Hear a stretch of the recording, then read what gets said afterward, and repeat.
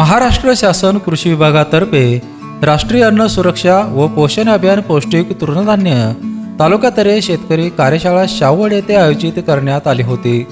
आजच्या स्पर्धेच्या युगामध्ये ग्रामीण भागातील शेतकऱ्यांनी शेतीविषयक नवतंत्रज्ञान अवगत करून सामाजिक मूळ प्रवाहात यावे असे आवाहन जिल्हा परिषद सदस्य अमर पाटील यांनी केले। शाहीर शामराव खडके यांनी कृषी विषयक पथनाट्य आणि पोवाडा सादर केला। विविध कृषी अवजारांचे स्टॉल लावण्यात आले होते। उल्लेखनीय कामगिरी केलेल्या शेतकऱ्यांचा सत्कार करण्यात आला।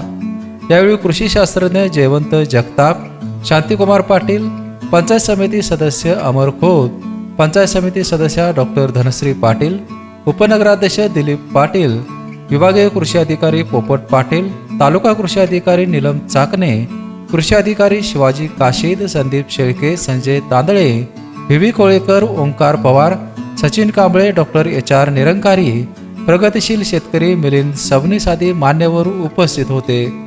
बेपेनसाठी शाहूवाडीहून रमेश डोंगरे।